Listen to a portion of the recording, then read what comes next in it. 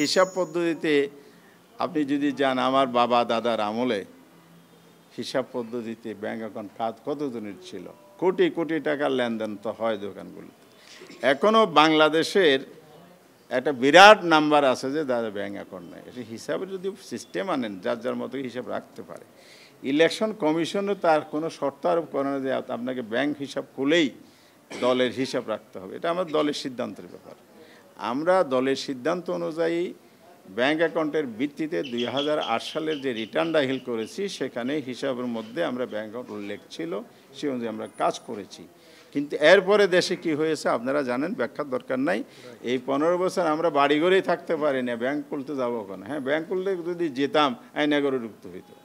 এখানে আয়নাঘরে যেহেতু ঢোকা থেকে মানুষ যতটুকু পেরেছে চেষ্টা করেছে, গুম খুনের শিকার হয়েছে, ক্রস ফায়ারের সম্মুখীন হয়েছে, আপনি ব্যাংক অ্যাকাউন্ট খুলতে যাবেন কীভাবে?